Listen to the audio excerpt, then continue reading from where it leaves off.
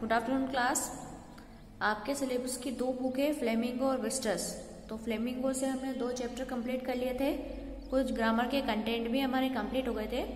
अब हम जो आपकी सेकंड बुक है विस्टास, इसका फर्स्ट चैप्टर स्टार्ट कर रहे हैं। अब ये बुक स्टार्ट कर रहे हैं, ठीक है। ये जो सामने आपको पेज शो हो रहा है, ये आपकी इंडेक्स है। जो आपकी सेकंड बुक है, इसके अंदर 8 चैप्टर्स है। तो हम फर्स्ट चैप्टर से स्टार्ट करेंगे अभी। Lesson first, the third level, ठीक है। जैक फिनी ने इसको लिखा था। आप सबसे पहले तो ऑथर के बारे में कुछ बात कर लेते हैं कि जैक फिनी किस टाइप के राइटर थे। जैक फिनी जो थे, या तो वो कुछ ह्यूमर से संबंधित कुछ लिखते थे, हंसी मजाक या फिर एंजॉयमेंट से संबंधित, या फिर कुछ थ्रिलिंग लिखते थे। थ्रिलिंग में सस्पेंस होता था उनकी कहानियों में, और ऐसा कुछ कंटेंट वो लिखते थे जिससे लास्ट तक भी स्टोरी क्लियर नहीं हो पाती थी एकदम से। जब आप पूरा उसको लेसन को पढ़ोगे तभी आपके माइंड में ये स्टोरी सेट होती थी। तो ये जो थर्ड लेवल है, ये भी स्टोरी ऐसी है, कुछ थ्रिलिंग और सस्पेंस है इसके अंदर।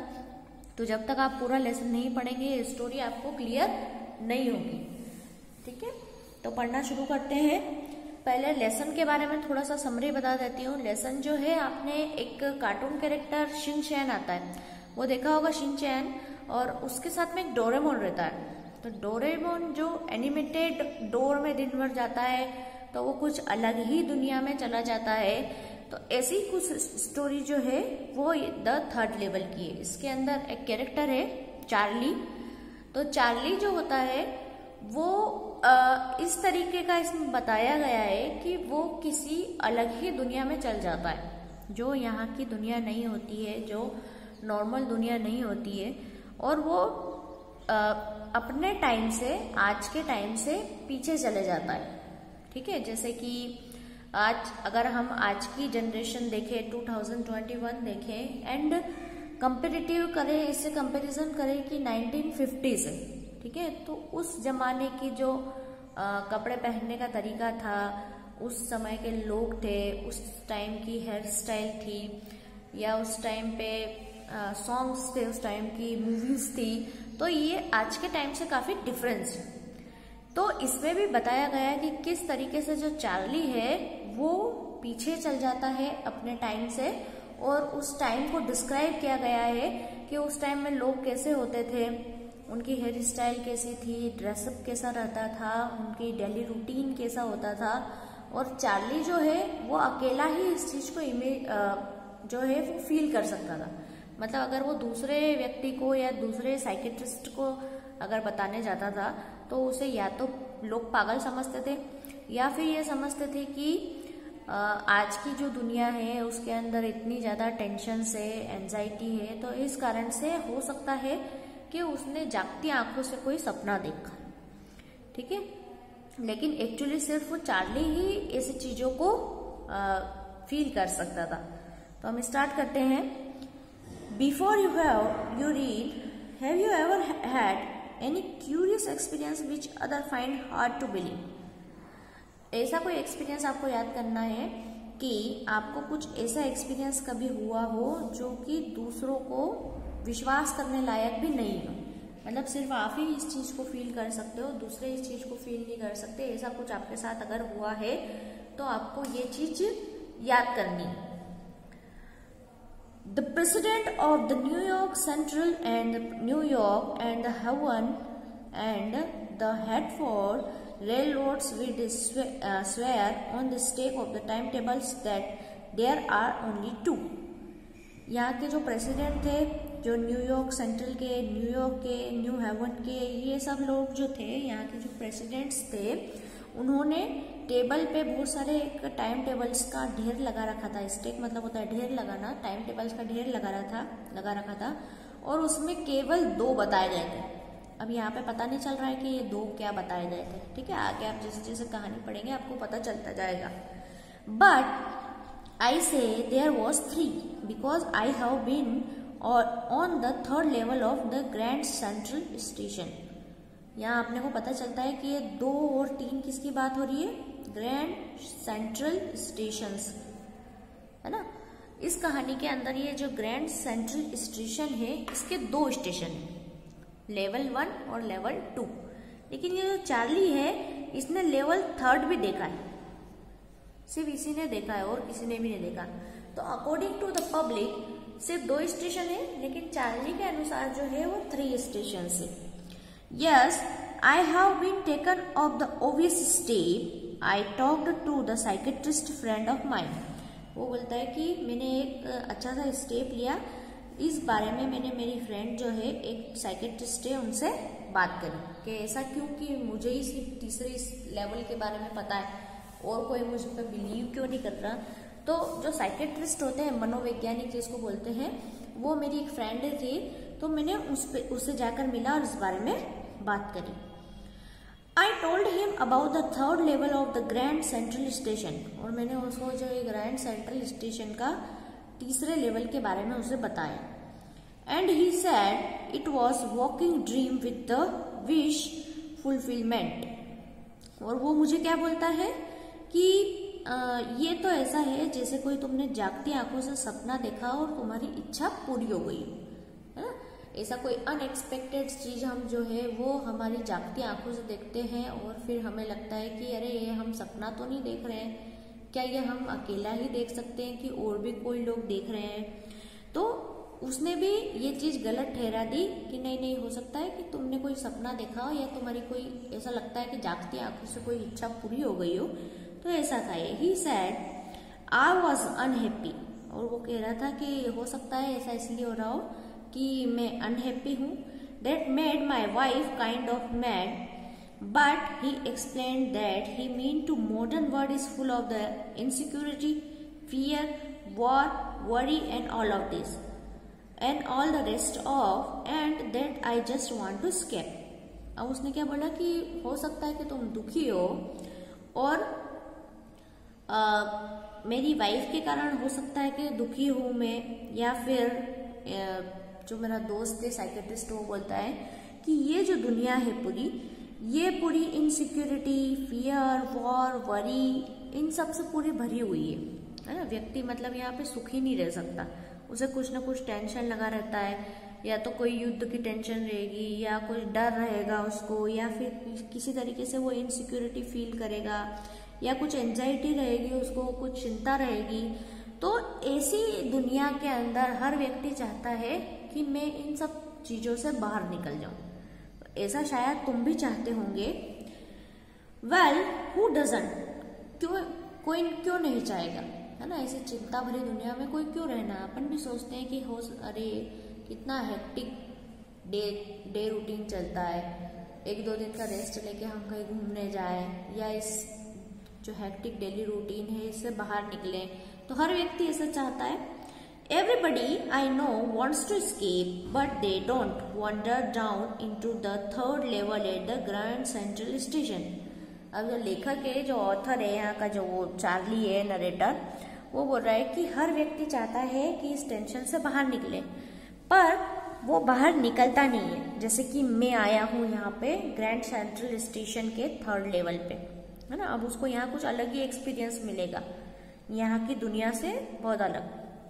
But that's the reason he said and my friends all agreed, और यही रीजन है, और मेरे जो फ्रेंड्स को अगर मैं बताऊंगा तो वो भी सब एग्री होंगे इस चीज से।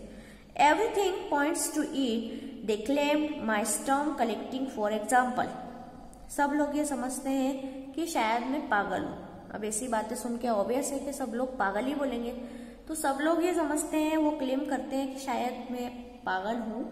लेकिन माई स्टाम्प कलेक्टिंग फॉर एग्जाम्पल, लेकिन जरूरी थोड़ी है मैं स्टाम्प भी कलेक्ट करता हूँ। उदाहरण के लिए स्टाम्प कलेक्टिंग ले लीजिए कि मैं स्टाम्प कलेक्ट करता हूँ। स्टाम्प मतलब जो डाक टिकट आती है अपने यहाँ पे, हम लेटर भेजते हैं और उसके ऊपर कॉर्नर में जो चिपके हुए रहते हैं वो डाक टिकट जो है उसको स्टाम्प बोलते हैं। तो स्टाम्प कलेक्टिंग की बहुत सारे लोगों की आदत होती है, तो यहाँ चार्ली की भी आदत है स्टाम्प कलेक्ट करने की।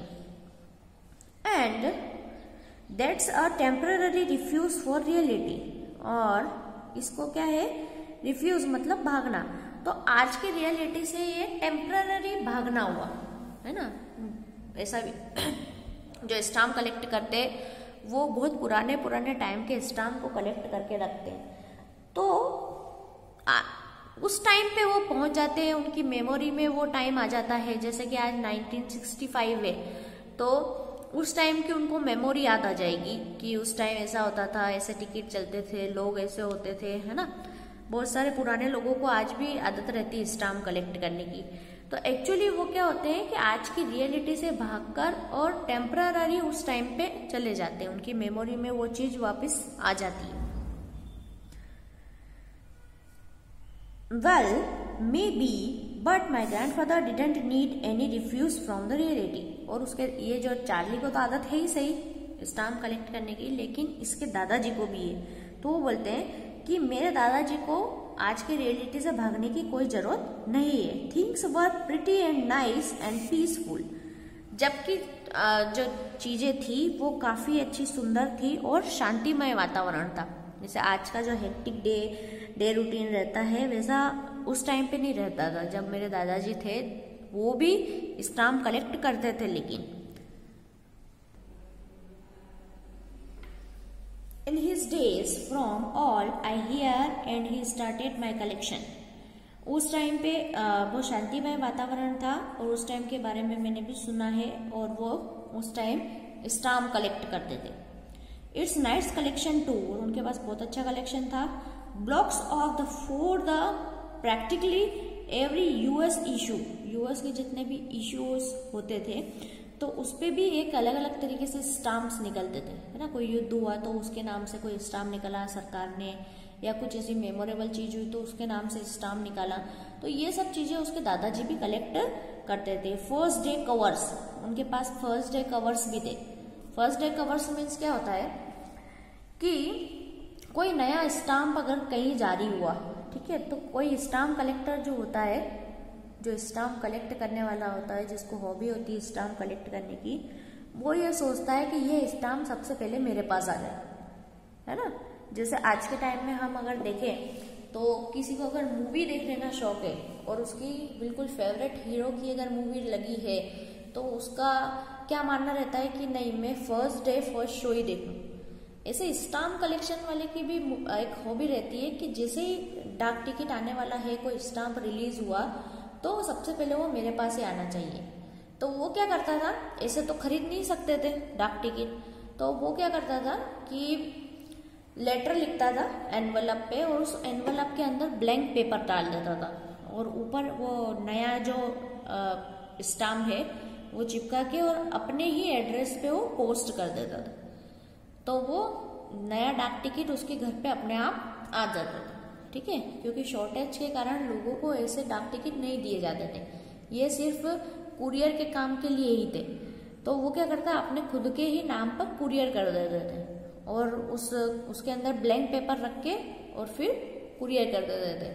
तो वहां पे क्या है कि घर पे उसको खोला नहीं जाता था, उसको ऐसे ही फ्रेम करके और लगा दिया जाता था। ये स्टाम्प कलेक्टर जो रहते हैं उनकी आदत होती है ये चीजें करने की, सिर्फ जल्दी से जल्दी नई चीज हमारे पास हो, ऐसी एंजाइटी उनको अंदर से रहती है।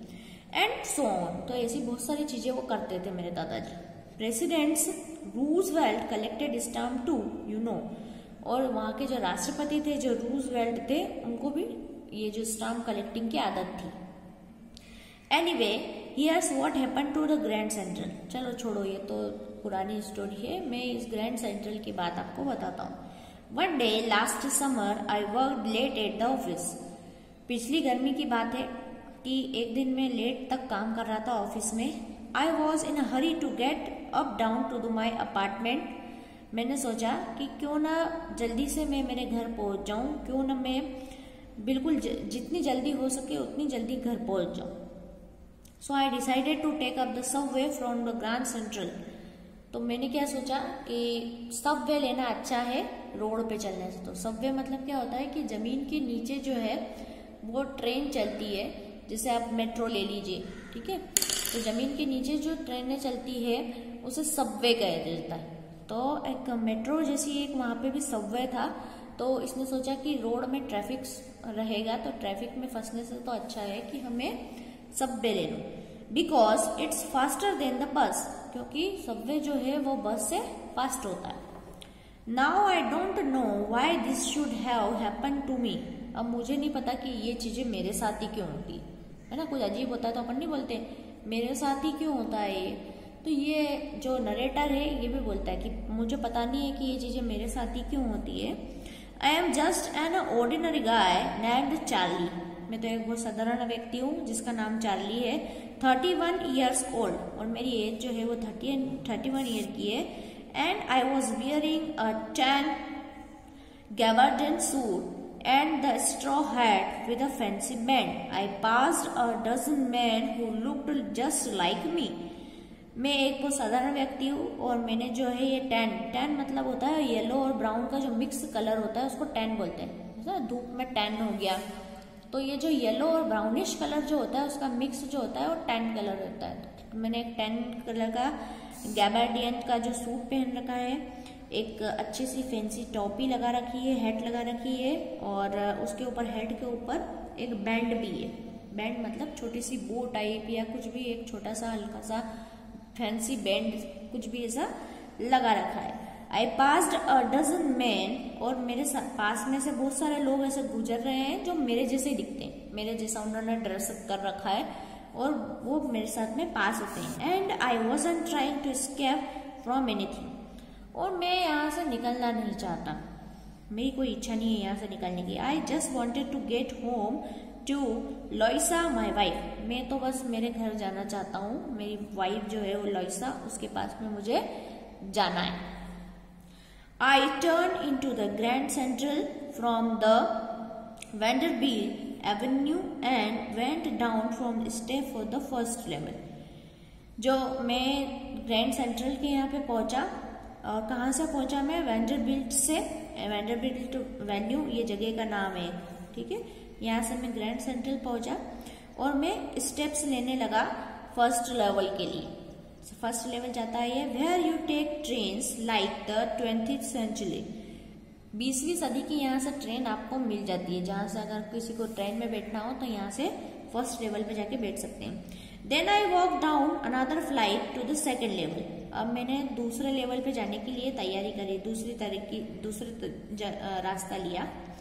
Where the suburban trains leave from ducked into the arched doorway heading to the subway। जहाँ पे जो सबर्बन ट्रेन्स चलती थी और जो कि आर्क्ड मतलब ये इस तरीके का जो रहता है उसको आर्क्ड बोलते हैं। तो आर्क्ड डोरवे से होती हुई और सबवे के यहाँ पे जाती थी एंड गॉट लॉस्ट, और वहां पे जाके गुम हो जाती थी, मतलब नीचे टनल के यहाँ से निकलती थी और वहां से दिखनी बंद हो जाती थी। दैट्स इजी टू डू, और यहाँ पे क्या है कि इजी है ये चीजें। I have been and out of the Grand Central 100 of times। मैं ग्रैंड सेंट्रल बहुत बार, सैकड़ों बार आया हूँ, but I am always bumping into new doorway and stair and corridor. मैं जब भी आता हूँ यहाँ पे मुझे कुछ नया ही कोई कॉरिडोर दिखता है, या कोई नई सीढ़ी दिखती है, या कोई नया ही दरवाजा यहाँ पे दिखता है। जब मैं आता हूँ कुछ न कुछ नई चीज दिखती है। Once I got into the tunnel about a mile ago and came out of in the lobby of the Roosevelt hotel. एक दिन मैं एक टनल में गया, कुछ 1 मील लंबी होगी वो टनल, और कहाँ पे निकला मैं? रूजवेल्ट होटल में। Another time I came up to the office of the building of 46th street 3 blocks away. एक बार फिर उस टनल में गया तो मैं कहाँ निकला? 46 वाली जो स्ट्रीट है वहां पे निकला, और 3 ब्लॉक दूर निकला, ठीक है। ऐसी अजीबो गरीब ये जो ग्रैंड सेंट्रल स्टेशन है, जब भी आता हूँ मैं कुछ अलग अलग रास्ते, कुछ अलग अलग कॉरिडोर, या फिर कहीं अलग ही मुझे कोई दरवाजा दिख जाता है। इस प्रकार से ये जो है ग्रैंड सेंट्रल स्टेशन अजीब सा है। Sometime I think Grand Central is growing like a tree, pushing out a new corridors and staircases like roots। और मुझे तो ऐसा लगता है कभी कभी कि ये जो ग्रैंड सेंट्रल है ये जो है एक पेड़ जैसा बड़ा होता है, जिसके अंदर जो है नए नए जो कॉरिडोर्स है वो ऐसे लगते हैं जैसे कि इसकी ब्रांचेस नई नई उग रही है, और जो इसके अंदर की सीढ़ियाँ जो हैं वो सीढ़ियाँ ऐसी लगती है जैसे कि जड़ जैसी वो फैल रही हो, बार बार नई नई सीढ़ियाँ मुझे दिखाई देती है। There's probably a long tunnel that nobody knows about, the feeling that it's a way under the city right now, on its way to Times Square and maybe another to Central Park. इसके अंदर जो है अलग अलग तरीके की बहुत सारी लंबी लंबी टनल्स है और इसके बारे में किसी को तो पता है और किसी को नहीं पता है। अब यहाँ पे ये जो है ये सिटी राइड से शुरू होती है और कभी तो टाइम स्क्वायर पे निकल जाती है या कभी अलग रास्ते से होते हुए सेंट्रल पार्क पे भी निकल जाती है। And maybe because for so many people through the years Grand Central has been an exit, the way of escape. और बहुत सारे जो लोग हैं वो इतने सारे जो साल हो गए हैं, बीत गए हैं ग्रैंड सेंट्रल को, तो या तो ये बाहर निकलने का कोई रास्ता है या फिर ये दुनिया से एस्केप करने का रास्ता है, मतलब बिल्कुल दुनिया से अलग दुनिया है। May be that's how the tunnel I got into, ऐसा हो सकता है क्योंकि मैं भी एक इस टनल में आ गया हूँ। But I never told my psychiatrist friend about the idea, पर मैंने जो ये साइकेट्रिस्ट दोस्त से बात करी थी तो मैंने इस बारे में उसे नहीं बताया था कि मैं ऐसा भी महसूस करता हूँ। तो साइकेट्रिस्ट से उन्हें बात करी थी तो वो बोल रही है कि ऐसा मैंने उसको कुछ भी डिस्क्राइब नहीं किया। The corridor I was began angling left and the slanting downwards and I thought that it was wrong. एक कॉरिडोर था, गलियारा जिसको बोलते हैं, तो एक कॉरिडोर था वो जो है एक एंगल से लेफ्ट मुड़ते हुए और नीचे की तरफ जाता था और मुझे लगा शायद ये मैं गलत जगह आ गया, ये कोई और रास्ता है। But I kept on walking, परंतु मैंने तो चलना शुरू रखा, मतलब जारी ही रखा मैंने, मैं मुड़ा नहीं वहां से कि देखते हैं कहाँ निकलता है। All I could hear was an empty sound of my own footsteps and I didn't pass a soul. और जब तक मैं चलता रहा तो मुझे सिर्फ मेरी ही फुटस्टेप्स मतलब मेरे ही कदमों की आवाज आ रही थी और ना कोई भी व्यक्ति मेरे पास से गुजरा नहीं था, मतलब उस पूरे कॉरिडोर में मैं अकेला ही था। Then I heard the sort of the hollow roar ahead and that means open space and people talking. उस कॉरिडोर से होते हुए मैंने उस कॉरिडोर के अंदर कुछ आवाजें सुनी जो कि ऐसा लग रहा था कि बाहर एक ओपन स्पेस है और वहां लोग बातें कर रहे हैं। The tunnel turned sharp left, और जैसे जैसे लेफ्ट मुड़ रहे थे और टनल बिल्कुल शार्प हो रही थी, बिल्कुल नेरो हो रही थी, बिल्कुल छोटी होती जा रही थी। I went down a short flight of the stair, और टनल के बिल्कुल जहाँ पे बिल्कुल मुड़ रही थी वहां पे एक स्टेयर शुरू हुई, सीढ़ियां शुरू हुई। And came out on the 3rd level of grand Central station, और फिर नीचे उतर के कौन सा आ गया, ग्रैंड सेंट्रल स्टेशन का 3रा लेवल आ चुका था। अब ये जो चार्ली है ये अकेले ही गया था इस लेवल में और किसी भी इस व्यक्ति को इस लेवल के बारे में कोई पता नहीं था। For just a moment I thought I was back on the 2nd level. मुझे पहली बार में तो ऐसा लगा कि हो सकता है कि मैं 2nd लेवल पे फिर से आ गया हूँ। But I saw the room was smaller, there was a fewer ticket windows and train gates. पर मैंने वहां देखा, वहां का नजारा देखा तो वहां मुझे देखा कि रूम भी वहां के बहुत छोटे छोटे हैं और वहां की विंडो और गेट्स जो है ट्रेन की गेट्स है वो भी बहुत छोटे हैं। And the information booth in the centre was would and old looking, और वहाँ का जो पूछताछ केंद्र है जहाँ पे टिकट मिलते हैं या पूछताछ होती है तो वो भी क्या है, लकड़ी का बना हुआ था और बहुत पुराना सा लग रहा था। And the main of the booth wore a green eyeshade and long black sleeves protector, और जो उस पूछताछ केंद्र के अंदर जो व्यक्ति बैठा हुआ था उसने क्या पहन रखा था, एक हरे कलर का आई शेड पहन रखा था और काफी लॉन्ग स्लीव्स का जो है प्रोटेक्टर उसने पहन रखा था। मतलब ऐसा है कि आज के टाइम से जो है वो अलग फैशन के कुछ कपड़े उसने पहन रखे थे। जैसे हम लोग भी आज के पुराने गाने अगर देखते हैं तो आज के पहनावे में और पुराने पहनावे में हमें अंतर साफ नजर आता है ना। पहले का पहनावा अलग था, आज का पहनावा अलग है। तो इस तरीके से ये जो चार्ली है, या अगर थर्ड लेवल पे गया तो वहाँ के लोगों का इसने पहनावा अलग ही देखा। तो उसे लग रहा था कि अरे ये तो यहाँ का, मैं जो रहता हूँ वहाँ की सोसाइटी का पहनावा नहीं है, यहाँ का ड्रेसिंग कुछ और है। The lights were dim and sort of the flickering. वहाँ की जो लाइट्स थी वो भी डीम थी और बिल्कुल चमक रही थी, ऐसे जल बुझ जो होती है ऐसे फ्लिकरिंग कर रही थी। देन आई सा why they were the open flame gas lights. और मैंने फिर ये देखा कि ऐसा क्यों हो रहा था, तो वहां पर तो गैस लाइट्स चल रही थी।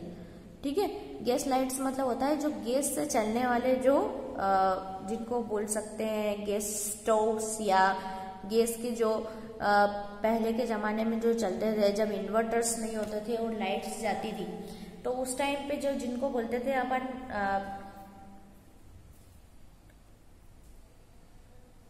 हरिकेन्स टाइप से होते थे जो, तो वो गैस स्टोव्स रहते थे, गैस लाइट्स बोलते थे उनको। तो इस कारण से जो है ऐसे लाइट्स जो है उनकी फ्लिकरिंग्स कर रही थी।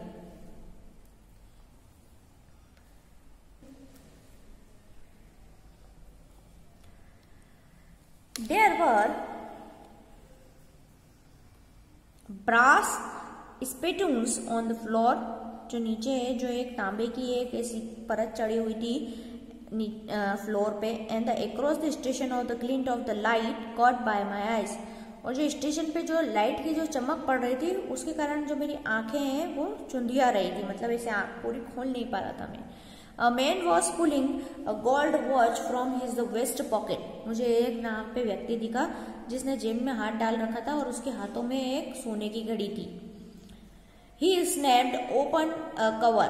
और उसके जो उसने ऐसे छीन के फटाफट, स्नैप मैंने छीन के फटाफट कवर को ओपन करा। ग्लेंस्ड एज ए वॉच। और उसकी घड़ी जो है उसने निकाल के और कवर के अंदर रखी। फ्रॉन्ड, और उसको चार्ली को घूरने लगा।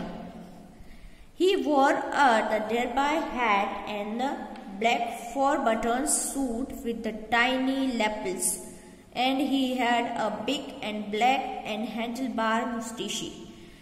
वहाँ का जो उसका ड्रेसिंग बताया है कि कैसे था वो, एक हैट पहन रखी थी बड़ी सी, और काले कलर का जो है 4 बटनों वाला उसने सूट पहन रखा था।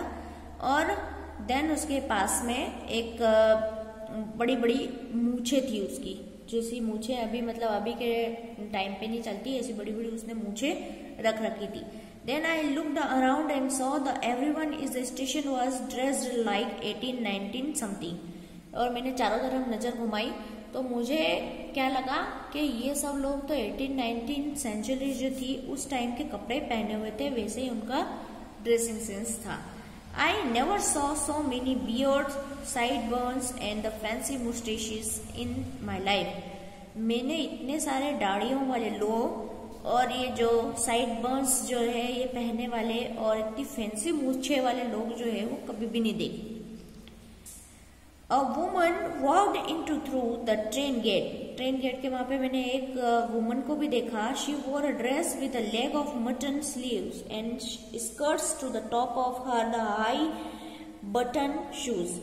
बटन के शूज पहन रखे थे उसने, और कपड़े कैसे थे उसके, जो उसके शूज के थोड़ी सी ऊपर स्कर्ट्स की जो है इतनी लंबी स्कर्ट्स उसने पहन रखी थी, और उसकी जो स्लीव्स थी वो लेग ऑफ मटन, जो ऊपर वाली जो स्लीव्स थी उसकी, वो पूरे जो कपड़े हैं ये लेग ऑफ मटन जो है एक फैशन का नाम है, तो लेग ऑफ मटन मतलब पूरे कपड़े यहाँ तक उसने पूरे हाथ ढके हुए ऐसे स्लीव्स के उसने पहन रखे थे।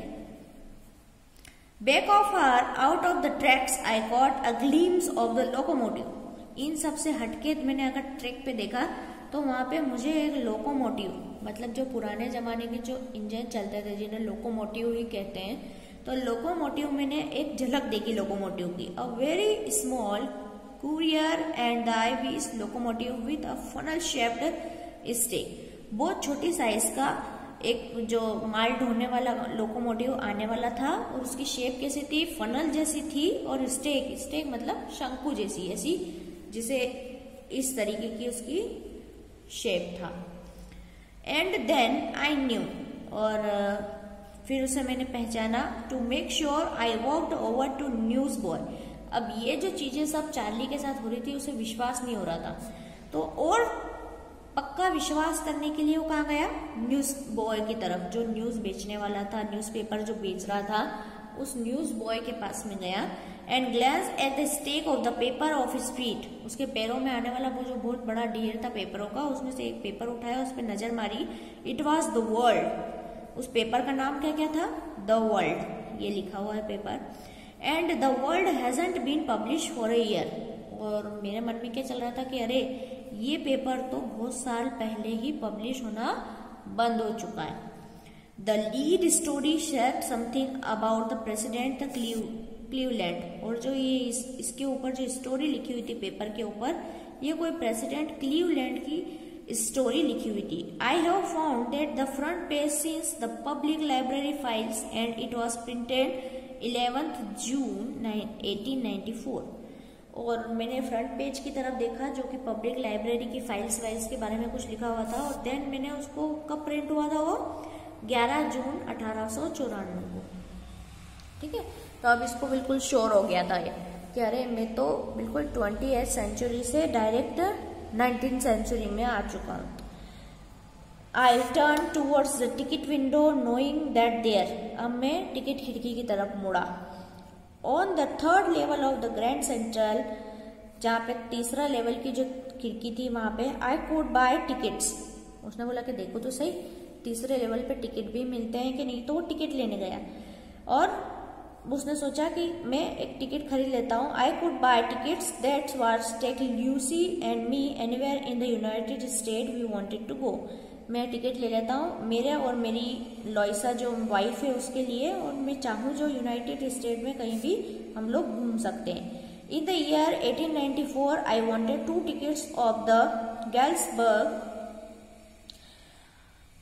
इलिनॉइस। अब ये गैल्सबर्ग इलिनॉइस जो एक जगह का नाम है, यहाँ के लिए उसने 2 टिकट्स खरीद ली, उसकी और उसकी वाइफ के लिए। Have you ever seen there, अब आपने कभी ऐसा सीन देखा है? It's a wonderful town still, और ये अभी भी बहुत ज्यादा अद्भुत है। With a big old frame house, जहाँ आपके घरों में बड़ी बड़ी फ्रेम्स होती थी, ह्यूज लॉन्स, बाहर जो है बड़े बड़े मैदान होते थे बैठने के लिए, एंड द ट्रिमेंडियस ट्रीज, और बहुत अद्भुत अद्भुत तरीके के पेड़ होते थे, whose branches meet overhead the roof and the street, जिनकी जो जड़ें होती थी वो वापस बाहर आ जाती थी और ब्रांचेस से मिल जाती थी। And in the 1984 summer evening were twice as long, और 84 की जो समर इवनिंग थी, गर्मी की जो शामें रहती है वो बहुत दोहरी लंबी थी। मतलब हमारे यहाँ तो क्या बहुत छोटी होती है, लेकिन वहाँ के टाइम की बहुत बड़ी बड़ी शामें होती थी। And people sat out of the lawns, people जो है वो लॉन जो था बाहर का, वहाँ पे बैठे हुए रहते थे। द मेन स्मोकिंग सिगार, और वहाँ के जो मेन थे वो सिगार पीते रहते थे। एंड टॉकिंग क्वाइटली, और धीरे धीरे बात करते थे। The woman waving palm leaf fans, और वुमन जो है वो उन पाम लीव्स जो होते थे, पाम एक पेड़ का नाम है, तो पाम के पेड़ की जो पत्तियां होती थी उससे वो जो मेंस होते थे उनको हवा करती रहती थी इस तरीके से। With the fire fights all around and in the peaceful world, और बहुत शांतिमय वातावरण वहां पे रहता था। To be the back there with the first world war still 20 year off, ये उस टाइम की बात कर रहा हूं मैं जब पहला फर्स्ट वर्ल्ड वॉर जो हुआ था वो भी इसके 20 साल बाद हुआ था। And world war second over the 40 year in the future, और जो सेकेंड वर्ल्ड वॉर था वो तो कम से कम 40 साल दूर था यहाँ से। I wanted 2 tickets for that, और मुझे इस टाइम की भी 2 टिकट्स चाहिए थी। ठीक है, तो ऐसी अजीबोगरीब कहानी है ये। फर्स्ट पार्ट अपन ने इसका कर लिया है, सेकेंड पार्ट आपको अभी नेक्स्ट जो आपका लेक्चर रहेगा उसमें प्रोवाइड करूंगी, साथ में आपको क्वेश्चन आंसर्स प्रोवाइड करूंगी। आप वीडियो के साथ साथ आपकी बुक भी है वो भी सामने रखिएगा, ताकि आपको इस जो लेसन है इसके अंदर कंफ्यूजन नहीं हो। ठीक है, किसी भी टाइप का, क्योंकि काफी कंफ्यूजिंग लेसन है, तो अगर आप साथ साथ में बुक भी पढ़ते जाएंगे तो आपको चीजें समझ में आती जाएगी।